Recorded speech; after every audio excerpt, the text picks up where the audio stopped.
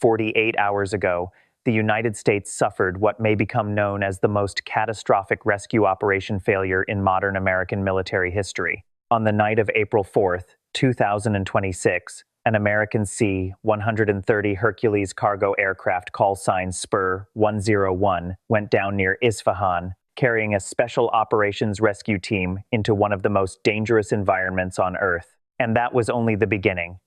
Within hours, 2 Black Hawk helicopters sent in to find survivors were also destroyed. The cost is staggering.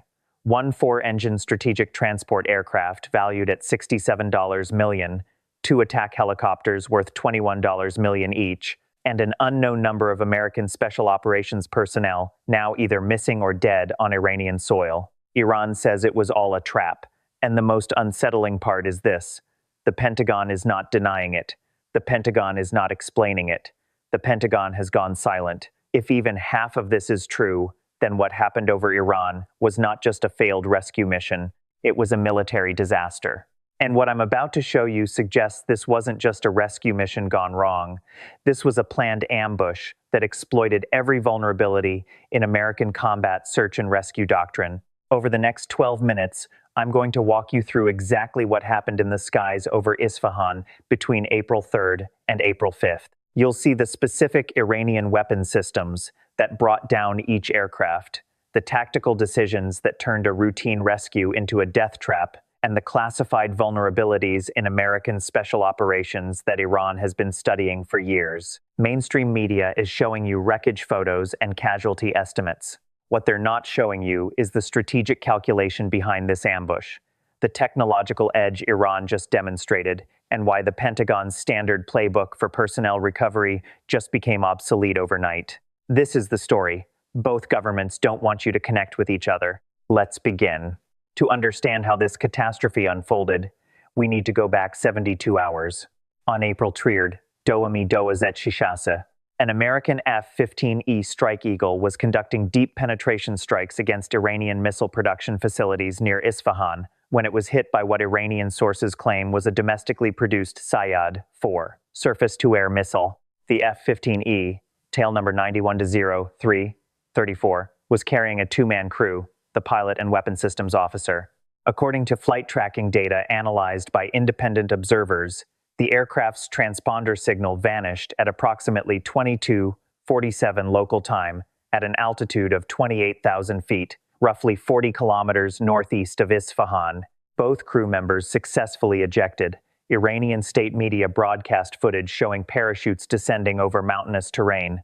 Within minutes, the Iranian Revolutionary Guard Corps announced it had deployed ground units to capture the downed airmen before American rescue forces could reach them. And this is where the trap was set, because Iran knew exactly what would happen next. The United States Air Force operates under a doctrine called personnel recovery, codified in Joint Publication 3-50.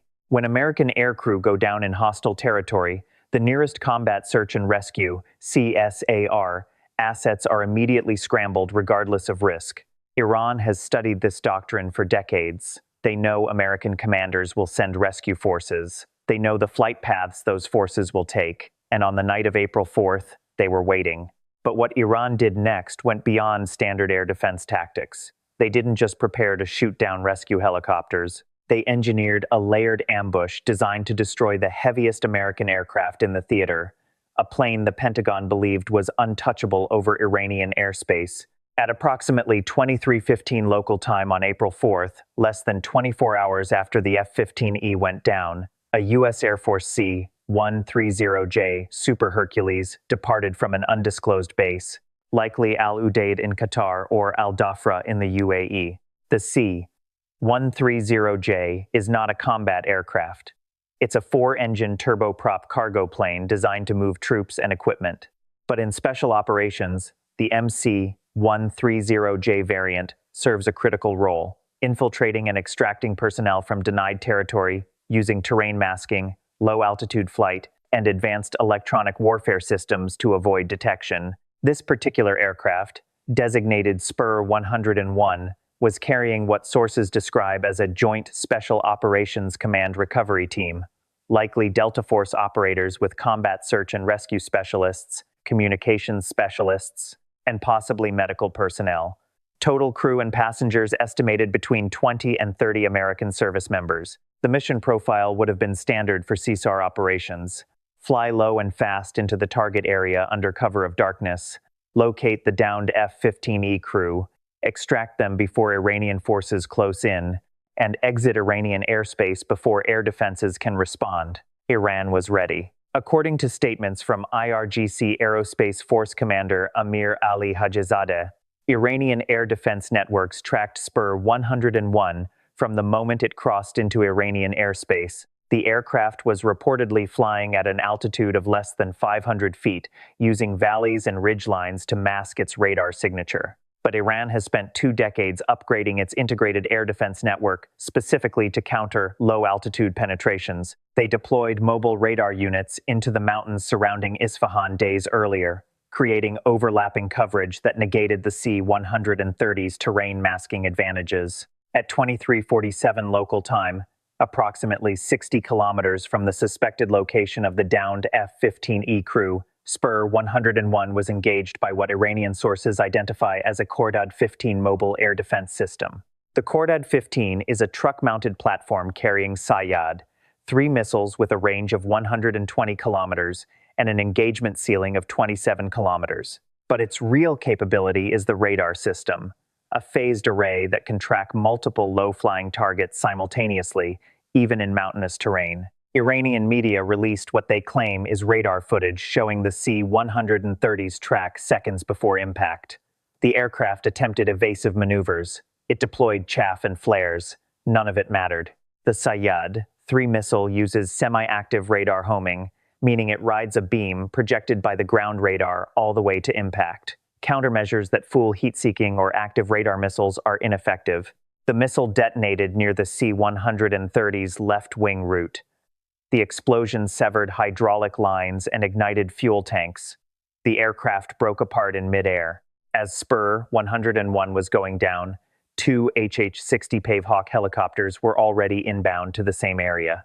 Pavehawks are the Air Force's dedicated combat search and rescue helicopters, equipped with aerial refueling probes, defensive countermeasures, and heavy armament. These aircraft would have launched from a forward operating location, possibly a covert base inside Kurdistan, or a pre-positioned ship in the Persian Gulf. Their mission: locate survivors from Spur 101 and extract them before Iranian ground forces arrived. They never made it. At approximately 0:23 local time on April 5th, both helicopters were engaged by man-portable air defense systems, MANPADS, as they descended toward the crash site. Iranian sources claimed the weapons used were domestically produced MISAG, 2 shoulder-fired missiles, an upgraded version of the Chinese QW-2. These missiles have a range of 5 kilometers and use infrared guidance to home in on helicopter engine heat. In mountainous terrain at night, helicopters are forced to fly predictable routes through valleys, making them vulnerable to ambush by MANPADS teams positioned on high ground. Both Pavehawks were hit within minutes of each other. The first helicopter, call sign Pedro 83, was struck in the tail rotor assembly.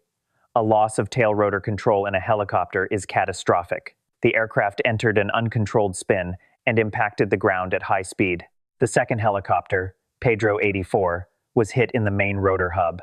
Witnesses on the ground reported seeing the rotor blades separate from the fuselage before the aircraft fell. Iranian state television broadcast footage showing burning wreckage scattered across a hillside.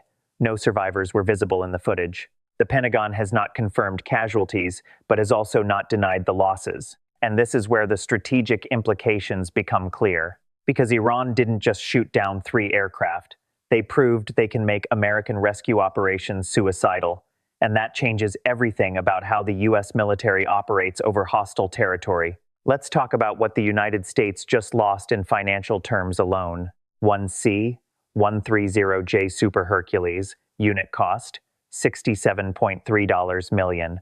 That doesn't include the specialized equipment on board for special operations missions. Add electronic warfare suites, secure communications, defensive countermeasures, and mission-specific modifications, and the actual replacement cost is closer to $90 million. 2 HH-60 Pavehawk helicopters, unit cost, $21 million each. Total, $42 million. But again, that's base cost. Pavehawks carry aerial refueling systems, advanced navigation equipment, rescue hoists, defensive armament, and survivability upgrades. Fully equipped replacement cost, approximately $30 million per helicopter, $60 million total. So far, we're at $150 million in lost aircraft. But the real cost is human. A C-130J crew for a special operations mission consists of at least 5 air crew, 2 pilots, flight engineer, navigator, and loadmaster. Add a JSOC recovery team of 15 to 20 operators. Each Pavehawk carries a crew of 4+ additional PJs, pararescue jumpers, and security personnel, approximately 8 to 10 per helicopter. Total personnel on all 3 aircraft, conservatively estimated at 40 to 50 American service members. The Pentagon has not released casualty figures. Iranian sources claim they have recovered remains and captured survivors, but these claims have not been independently verified. Beyond the immediate loss, consider the strategic cost. Every American pilot flying over Iran now knows that if they go down, rescue is not guaranteed. In fact, rescue might be a death sentence for the teams sent to extract them. That psychological impact degrades combat effectiveness across the entire theater. Pilots take fewer risks, mission planners add restrictions, the operational tempo slows, and Iran, watching all of this, sees confirmation that their strategy works. Here's what really happened over Isfahan and why it represents a fundamental shift in this war. Iran didn't get lucky. They set a deliberate trap using the one thing they knew the United States could not ignore: downed aircrew. The F-15E loss on April 3rd was real, but the response was predictable. American doctrine mandates immediate rescue attempts. Iran exploited that predictability. They positioned air defense assets along known ingress routes. They deployed manpads teams to likely extraction sites. They waited for the rescue force to commit, and then they sprung the trap. The C-130 was the primary target. Destroying a special operations transport sends a message. American SOF cannot operate freely in Iranian airspace anymore. And the Black Hawks were secondary. Hitting the follow-on rescue helicopters compounds the psychological impact and forces the Pentagon to question whether future rescue attempts are worth the risk. This is asymmetric warfare at its most effective. Iran spent perhaps $2 million on the missiles and systems used in this ambush. The United States lost $150 million in aircraft and an unknown number of highly trained personnel. The cost-exchange ratio favors Iran by a factor of 75 to 1, but the strategic impact goes beyond dollars. American combat search and rescue doctrine is built on the principle that no service member is left behind. Commanders are expected to risk assets and personnel to recover downed aircrew. Iran just made that doctrine unworkable, because now every rescue mission over Iranian territory has to be planned, assuming it will be ambushed. That requires additional escort aircraft, electronic warfare support, suppression of enemy air defenses, strike packages to destroy Iranian radar sites, and potentially special operations raids to neutralize manpads teams before the rescue force goes in. The complexity and resource requirements multiply. The time required to launch a rescue increases. The longer it takes to launch, the more likely Iranian ground forces reach the downed crew first. Consider what happens next time an American aircraft goes down over Iran. Does the Pentagon send another rescue force, knowing it might result in additional losses? Or do they abandon the crew, breaking the fundamental covenant between the military and its service members? Neither option is acceptable.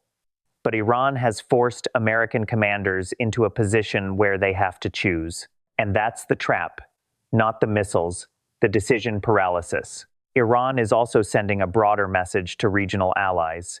If the United States can't protect its own rescue forces, how credible is the American commitment to defend Gulf states from Iranian retaliation? Saudi Arabia, UAE, Kuwait, they're all watching this. They're seeing American aircraft fall from the sky and rescue missions fail. And they're recalculating whether hosting American forces is worth the risk of becoming Iranian targets themselves. 3 American aircraft lost in 48 hours. A C-130 carrying special operations personnel ambushed and destroyed. 2 Black Hawks shot down trying to rescue the rescue team. An unknown number of American service members were killed or captured on Iranian soil. And a Pentagon that has gone silent because there are no good answers to the questions this disaster raises. The paradigm has shifted.